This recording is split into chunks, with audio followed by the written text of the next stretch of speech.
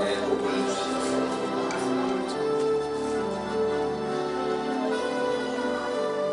믿음의 복을 주셔서 감사합니다.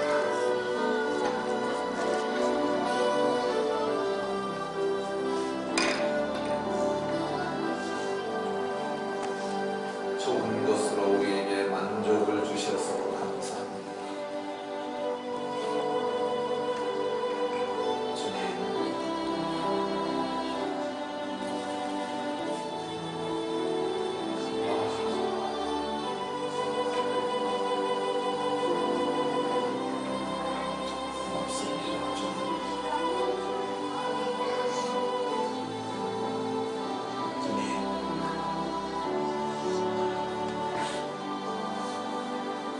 복을 위하여 감사할 수 있게 하시니 감사드립니다.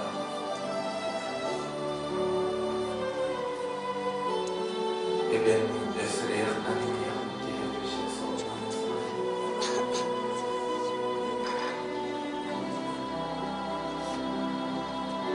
수를 헤아릴 수 없이 만큼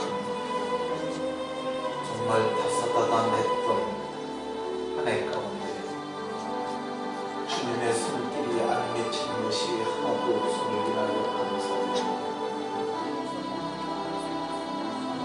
주님 고맙습니다.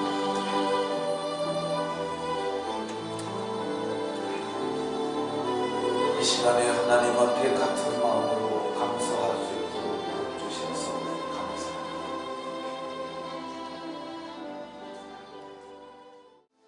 이제 2014년을 30여 초 남겨놓고 있습니다.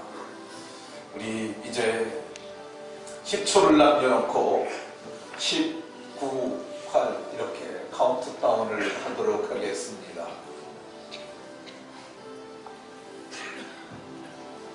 자, 이제 시작합니다. 19, 8, 7, 6, 5, 4, 3, 2, 1. 네, 우리 박수로 2015년을 맞습니다. 네. 우리 불을 밝혀주시고요. 2015년에 우리 서로를 축복함으로 새해를 맞도록 하겠습니다. 우리 모두 일어서셔가지고 아는 사람 15명 이상씩 새해 복 많이 받으세요. 이렇게 서로를 축복하는 시간 갖겠습니다.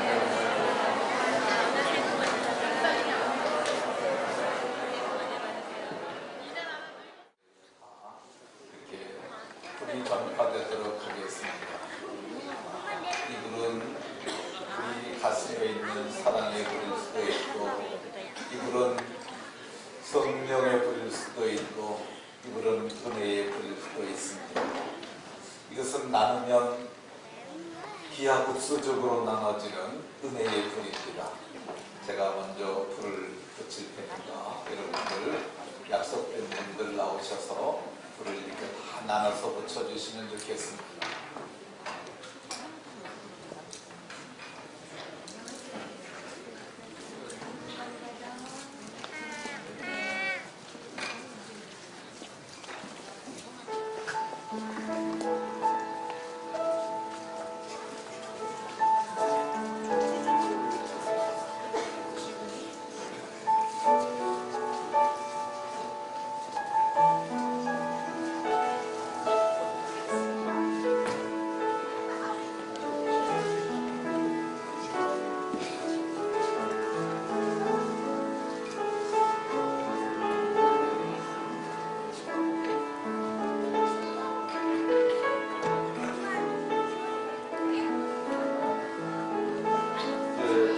받으신 분들은 또 다른 분에게 가서 불을 붙여주십시오.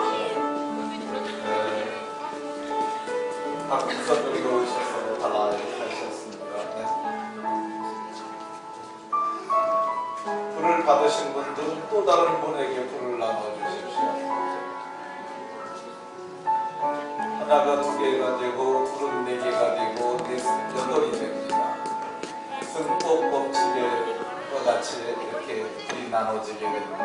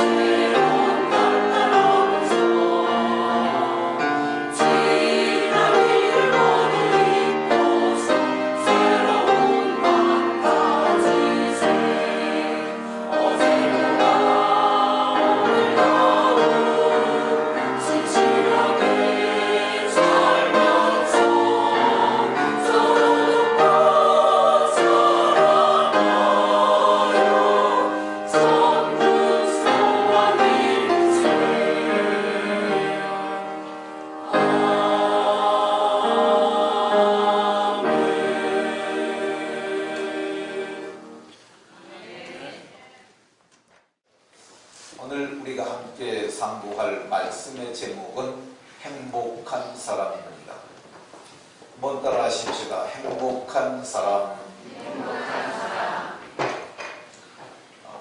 옆 사람과 서로 인사하면서 이렇게 서로에게 복을 빌어줍니다. 말씀을 깨달으셔서 행복한 사람이 되십시오.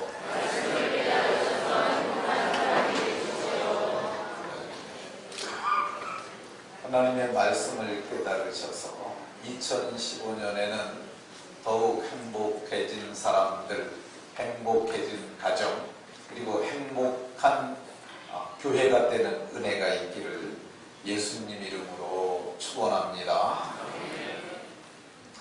이문세라고 하는 가수가 부른 행복한 사람이라고 하는 노래가 있습니다. 텔레비에서 많이 보셨을 사람입니다. 그 사람이 부른 노래 가사 말이 이렇습니다. 그대 사랑하는 난 행복한 사람. 안 띄었어? 안 띄어? 잊혀질 땐 잊혀진대도 그대 사랑받는 난 행복한 사람. 떠나갈 땐 떠나간대도 어두운 창가에 앉아 창밖을 보다가 그대를 생각해보면 나는 정말 행복한 사람. 이 세상에 그 누가 부러울까요? 나는 지금 행복하니까. 어두운 창가에 앉아 창밖을 보다가 그대를 생각해보면 나는 정말 행복한 사람. 이 세상에 그 누가 부러울까요? 나는 지금 행복하니까. 이 세상에 그 누가 부러울까요? 나는 지금 행복하니까. 이게 행복한 사람이라고 하는 노랫말입니다. 여자가 남자를 만나서 사랑하는 감정을 행복이라고 이렇게 표현했습니다. 사랑하고 싶은 여인을 만나고 또 그 여인을 사랑하게 됨으로 느끼는 그 감정은 이루 헤아릴 수 없을 만큼 설렐 수 있습니다. 그 여인을 생각하다가 잠을 설칠 수도 있습니다. 그러나 그 느낌은 나쁘지 않습니다. 창밖을 내다보다가도 그 여인을 생각하기만 하면 즐겁고 기쁠 수 있고요. 길을 가다가도 그 여인을 생각하기만 하면 기쁘고 즐거울 수 있습니다. 누군가 이 행복을 뺏어갈까봐 걱정이 되기도 하고 이 감정을 갖게 된 관계가 손상되지 않도록 갖고 싶은 마음이 우리 마음속에 있을 수 있습니다. 이것이 이문세가 말했던 것처럼 행복일 수 있습니다. 이러한 사랑을 느끼는 감정, 이걸 행복이라고 표현했던 감정은 예수 믿지 않는 사람들도 갖고 있고 예수님 믿는 사람도 가질 수 있는 순수한 감정입니다. 근데 이런 감정이 진짜 참 행복일까?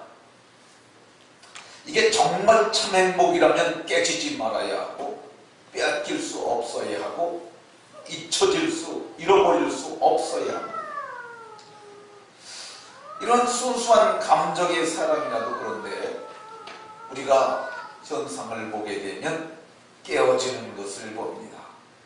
깨어지는 정도가 아니라 그토록 가슴이 설렜던 그 사람과의 관계가 원수처럼 나쁜 관계가 될 수도 있는 것을 봅니다. 그런 의미에서 보면 그 사람은 착각이었던 거죠. 이러한 순수한 감정의 사랑인 것 같은데 그런 사랑을 또 빼앗길 수도 있는 것을 봅니다. 친구에게 빼앗기기도 하고 어떤 돈 많은 놈에게 뺏길 수도 있고 이런 말미암아 처음보다 오히려 훨씬 더 불행해지는 경우도 봅니다. 그런 의미에서 보면 그런 사랑은 망상에 불과했다고 할 수 있죠. 순수한 감정의 사랑이라 할지라도 그 사랑을 우리는 잃어버리는 것을 봅니다. 사랑이 식어져서 잃어버릴 수도 있고요. 사랑이 질병과 같은 무한으로 말미암아서 사랑을 이룰 수도 있습니다. 그렇게 본다면 그 사랑은 허상일 수도 있습니다. 제가 순수한 사랑을 모독하려고 이러한 말을 하는 것이 아닙니다. 인생의 말년을 보게 되면 그렇게 뜨겁게 사랑했던 사람들이 말년에 가서는 순수하지 못한 그런 모습을 보여주는 것을 참 많이 보기 때문입니다. 제가 아는 어떤 부부가 있습니다. 그 부부는 처음에 연애로 결혼하게 됐습니다. 근데 그때 당시만 하더라도 연애 결혼이 그리 쉽게 용납되지 않을 때라 그 부모가 머리를 자르면서 너 결혼은 절대 할 수 없다고 그렇게 말렸는데, 그때 그 여인이 나 그 사람하고 결혼하지 못하게 되면 우물에 빠져 죽겠다. 옛날에 시골에는 우물이 있었어요. 근데 부모가 그걸 말리지 못하고 결혼을 허용해서 이 결혼을 했습니다.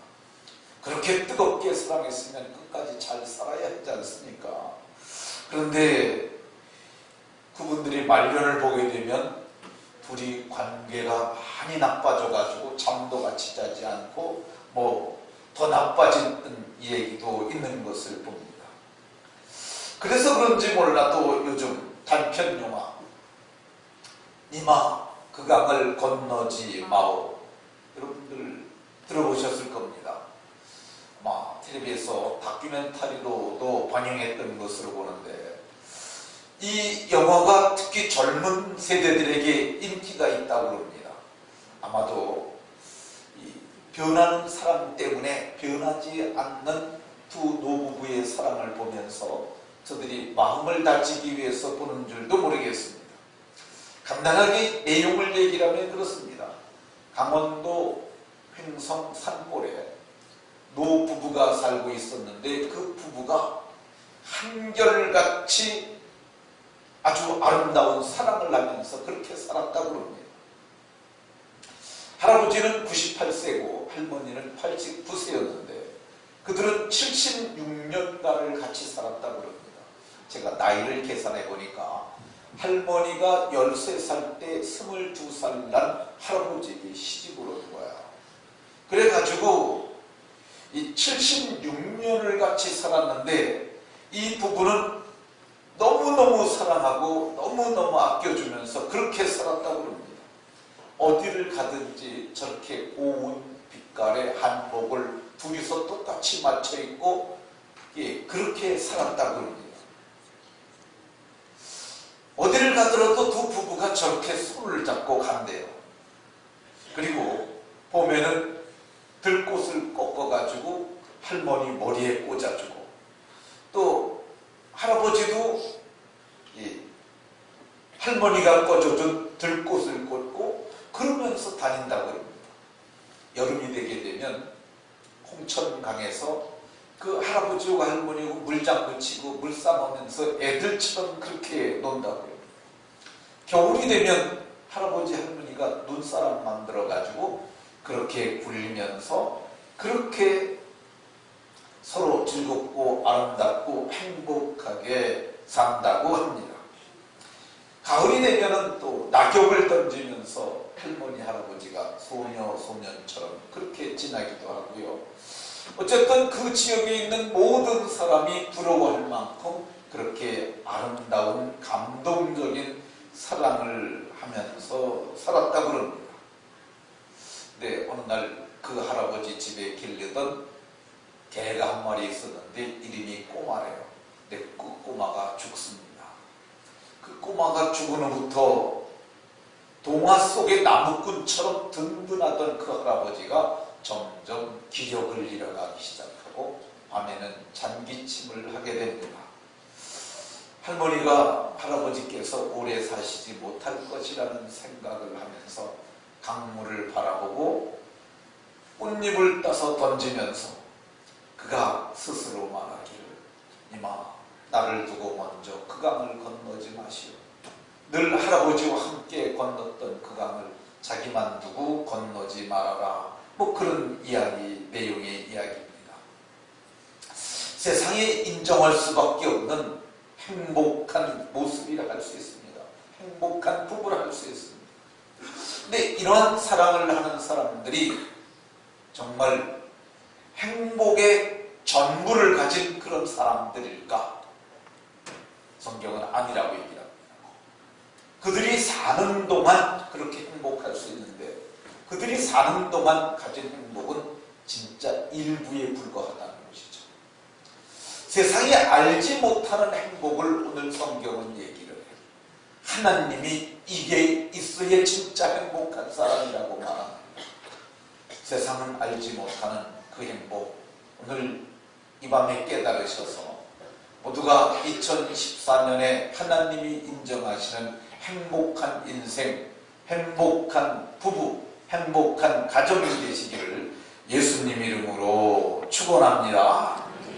오늘 봉독한 29절에 보면 이스라엘이여 너는 행복한 사람이로다 하나님께서 말씀합니다. 누가 하나님이 인정하시는, 세상이 인정하는 것 아니고 하나님의 눈으로 보아도 좋은 행복한 사람이 누구냐? 오늘 성경은 이스라엘을 향하여 이스라엘이여 너는 행복한 사람이로다 이렇게 말씀합니다. 그럼 누가 이스라엘일까? 이스라엘은 아브라함이 낳은 자손들이 이스라엘입니다. 아브라함은 이삭을 낳고 이삭은 야곱을 낳고 야곱은 12아들을 낳았는데 그 12아들이 이스라엘의 지파가 됩니다. 그러니까 혈통적으로 아브라함의 피를 받은 자들을 이스라엘 사람들이라고 이렇게 말을 합니다. 역사도 그렇게 구분을 합니다. 근데 정말 이스라엘, 이 사람들이 혈통적 이스라엘들이 참 이스라엘일까? 로마서 9장 6절에서는 이스라엘에서 난 그들이 다 이스라엘이 아니라고 이렇게 말합니다. 그러면 누가 아브라함의 자손이고 누가 참 이스라엘일까? 성경은 갈라디아서 3장 7절에서 말하기를 믿음으로 말미암은 자들이 다 아브라함의 자손이라 이렇게 성경이 말합니다. 그러니까 믿음으로 말미암은 자들이 아브라함의 자손이다. 아브라함은 믿음에 속한 자들에게도 그러한데 아브라함은 우리 모든 사람의 조상이라 성경이 이렇게 말하고 있어요. 아브라함은 믿음으로 의롭다 하심을 받은 사람입니다. 그러니까 아브라함이 믿음으로 의롭다함을 받은 것처럼 우리도 믿음으로 말미암아 의롭다함을 받았어요. 그래서 이 믿음으로 말미암은 사람들은 다 아브라함의 자손이 되고 아브라함의 자손이 된 이 사람들은 믿음이 있는 아브라함과 함께 복을 받게 된다고 이렇게 얘기를 하고 있습니다. 그러니까 참 이스라엘 사람들이 누구냐? 믿음으로 의롭다함을 받은 아브라함의 자손인, 믿음으로 아브라함의 자손이 된 저와 여러분들이 참 이스라엘인 줄로 믿으시기 바랍니다. 하나님이 누구를 행복한 사람이라고 그랬어요? 이스라엘 사람들을 행복한 사람들이라고 그랬어요. 여러분들이 정말 믿음으로 말미암아 의롭다 하심을 받은 사람이면 아브라함은 여러분의 조상이 되고 우리는 아브라함의 자손이 돼서 모두가 행복한 사람이 되었는 줄로 믿으시기 바랍니다. 우리는 이것을 확실히 인지하고 그것을 자각하고 그것을 말할 수 있어야 돼요. 한번 따라 하십시다. 하나님께서 나를 참 이스라엘로 삼으셨다.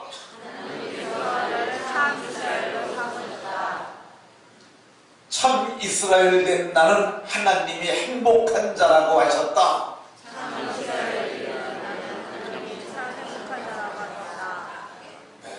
그래서 여러분들은 행복한 사람들이 되었는 줄로 믿으시기 바랍니다. 자, 두 번째, 하나님이 인정하시는 행복한 사람은 어떤 사람들일까? 성경은 말하기를 택함받은 사람들이, 하나님께 택함받은 사람들이 진정 하나님이 인정하시는 행복한 사람이라고 이렇게 말합니다. 26절에 보면 여수론이요 하나님 같은 이가 없도다 이렇게 얘기를 했는데, 이 여수론이라는 말이 이게 원문에서는 계약이란 말과 의라는 말이 합해진 합성어로서 의로운 계약의 백성이라는 뜻입니다. 의로운 계약의 백성. 어떻게 의로운 계약의 백성이 되겠습니까? 어떻게 하나님과 계약 관계를 맺고 그분의 백성이 될 수 있었겠습니까? 성경을 보면 이사야 44장 2절에 나의 택한 여수론아 두려워하지 말라. 하나님이 택했다고 말씀하셨어요. 하나님이 택하신 이유가 너희가 다른 민족보다 수요가 많아서 택한 것도 아니라고 얘기를 합니다. 너희는 민족 중에서 가장 적다고 얘기를 합니다. 그런데 하나님이 적어서 택한 것도 아니라고 합니다. 하나님께서 너희를 택한 이유는 뭐냐? 신명기 10장 15절에 보면 오직 하나의 이유가 있는데, 하나님이 기뻐하시고 그들을 사랑하셔서, 하나님이 기뻐하시고 사랑하셔서 택하셨다고 그렇게 말씀하고 있습니다.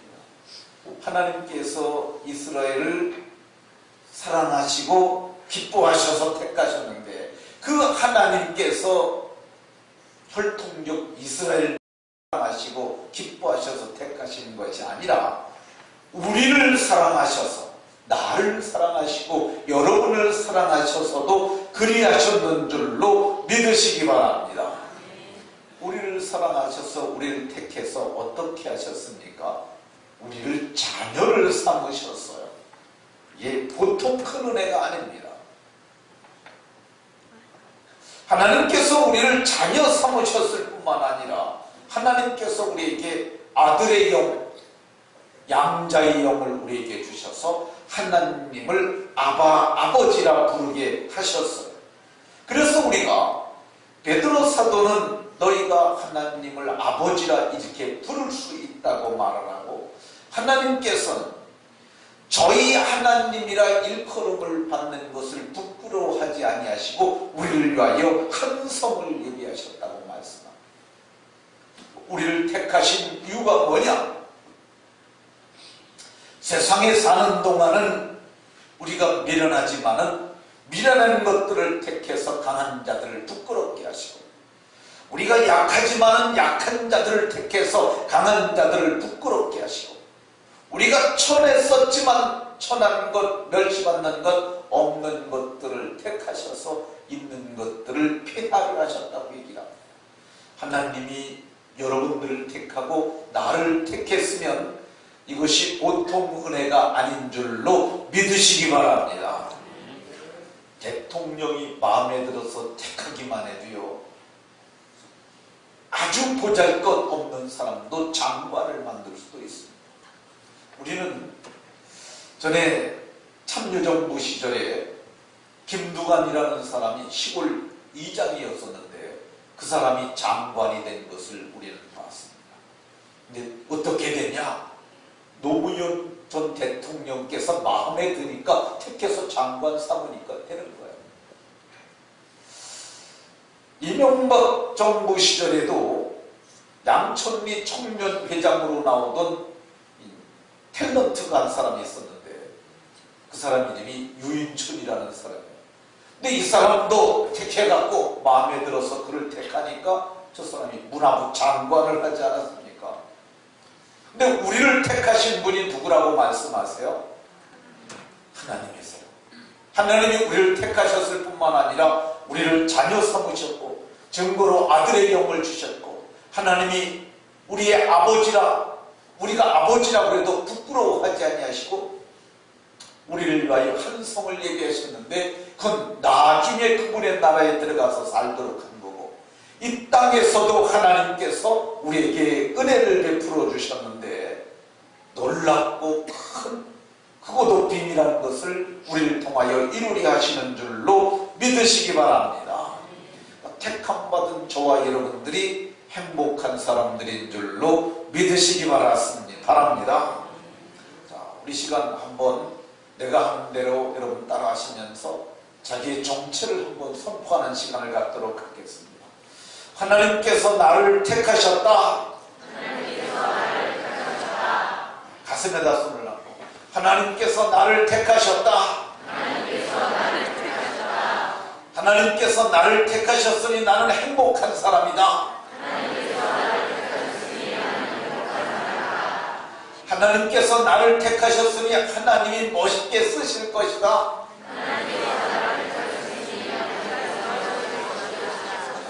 하나님께서 택하신 여러분들을 사는 동안 멋있게 하나님께서 쓰시는 복이 있으시길 예수님 이름으로 축원합니다. 네, 세 번째로 행복한 사람은 어떤 사람이냐? 구원 얻은 사람이, 구원 얻은 백성이 하나님께서 인정하시는 행복한 사람입니다. 구원 얻은 백성들. 구원 얻은 백성들이 누굽니까? 29절에 보면 여호와의 구원을 너같이 얻은 백성이 누구냐? 여호와의 구원을 얻었다고 말해요. 이스라엘 백성들이 애굽에서 종살이했지 않습니까? 하나님께서 어떻게 구원하셨습니까? 애굽을 10번이나 심판하시고, 하나님께서 이스라엘 백성들이 구원받던 날에는 양을 잡게 하셨고, 문설주, 양쪽에 있는 기둥 문설주와 인방에 양의 피를 바르게 하시고, 그리고 그들이 애굽에서 나오게 하셨어요. 그리고 저들이 홍해를 육지와 같이 가르고 이스라엘 백성들은 구원을 받았지만 애굽은 심판을 받게 하셨어요. 성경은 말하기를 하나님께서 이렇게 구원하셨는데 세계 최강의 군대가 홍해바다에 수장되고 저들은 물이 벽같이 쓴 그곳을 건너서 마침내 온전한 구원을 이뤘던 것을 봅니다. 그런데 이스라엘은 그렇게 구원을 받았는데 우리는 어떻게 구원을 받았습니까? 양의 피가 아니라 어린 양의 피같이 흠없는 그리스도 예수의 피로, 그의 피로 말미암아 속량 곧 죄사함을 받았는데 그 피가 어디에 뿌려졌어요? 우리 마음에 뿌림을 받아. 그들은 문설주와 인방의 피를 뿌렸는데 우리는 하나님의 아들 독생하신 그리스도의 피가 마음에 뿌림을 받았다고 이렇게 얘기를 하고 있습니다. 그들은 모세에게 속하여 구름과 바다에서 세례를 받았는데 우리는 어떤 세례를 받았습니까? 예수와 합하여 세례를 받은 우리는 예수님과 합해서 세례를 받았고, 그리스도와 합하여 세례를 받은 자들은 그의 죽으심과 같은 모양으로 연합되었으므로 그의 부활과 같은 모양으로 연합되게 됐다고 얘기해요.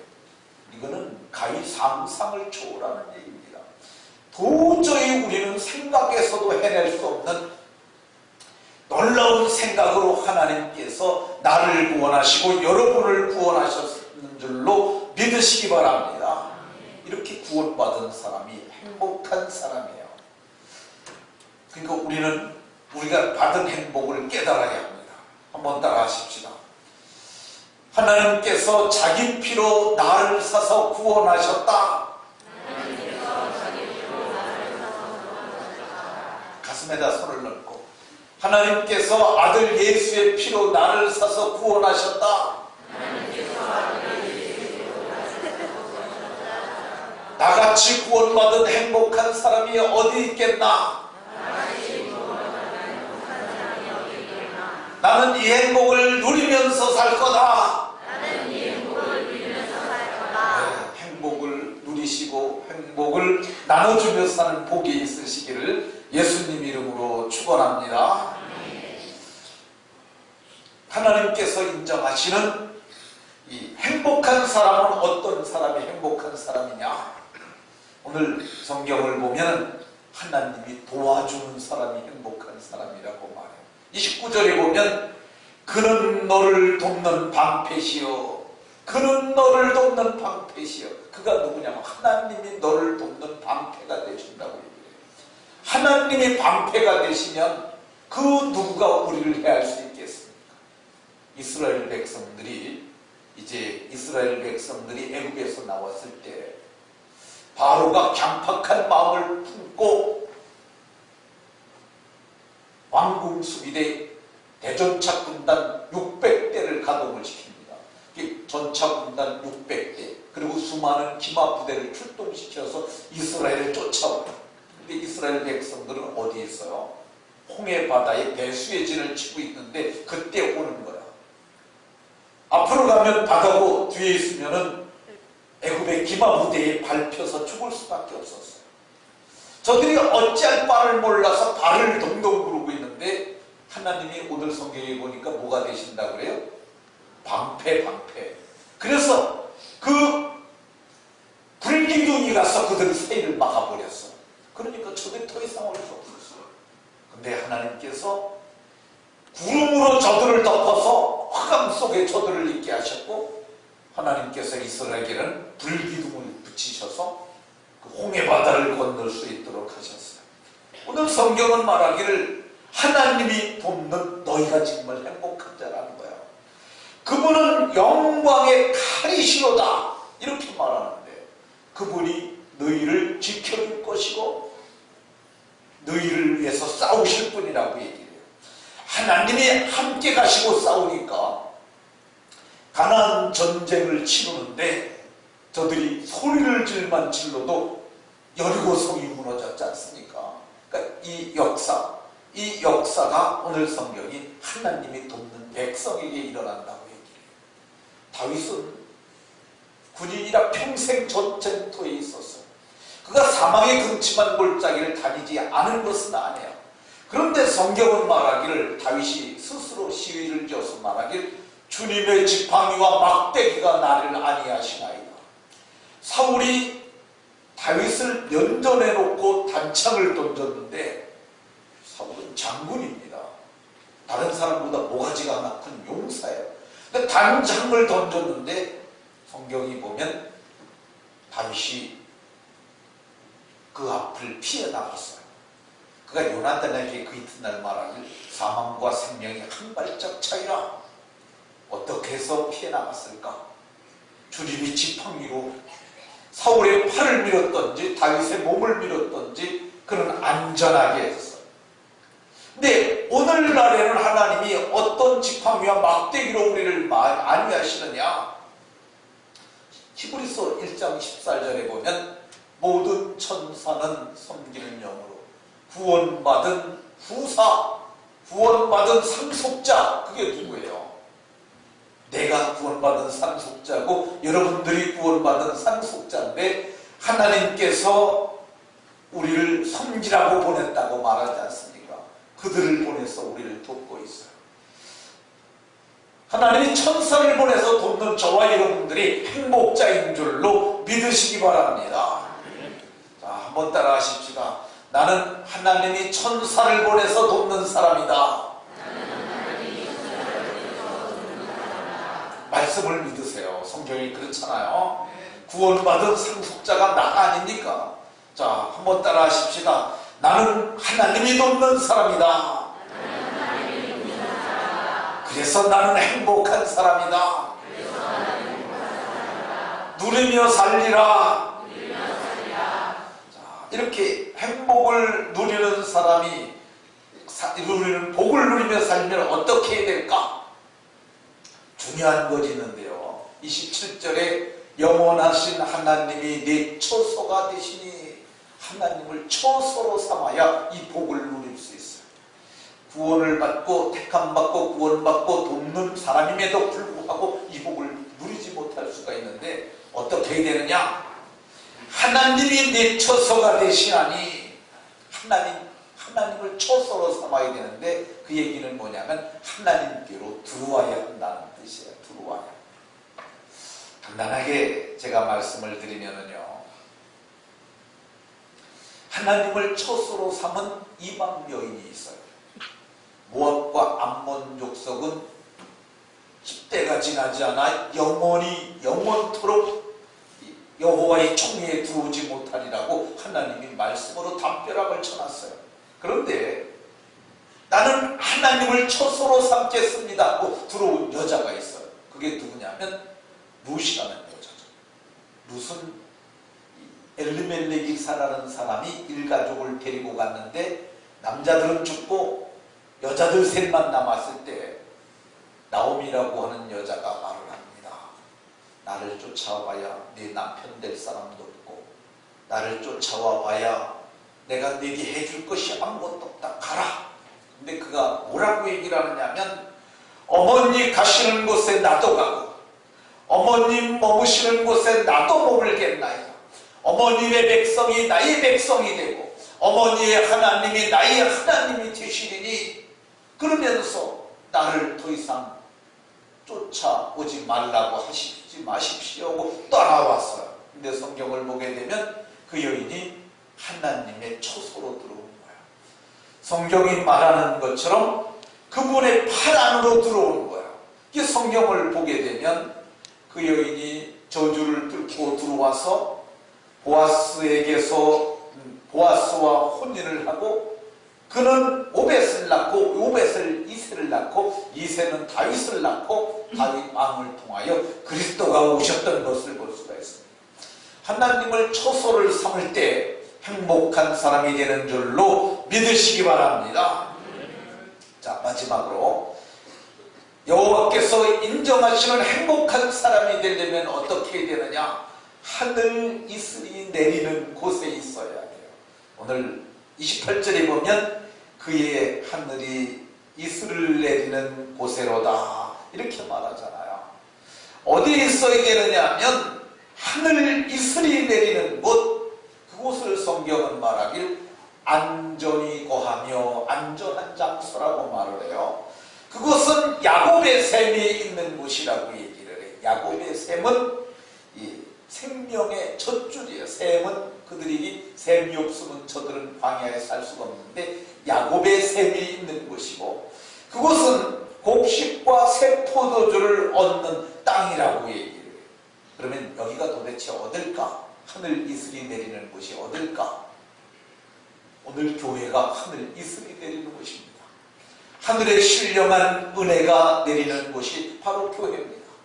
우리가 어디에 있어야 되느냐 하면요, 그의 영원하신 팔 아래, 27절에 그의 영원하신 팔 아래 있어야 하고, 우리가 어디에 있어야 하느냐 하면요, 하늘 이슬이 내리는 하나님의 교회에 있어야 복을 누리게 되는 줄로 믿으시기 바랍니다.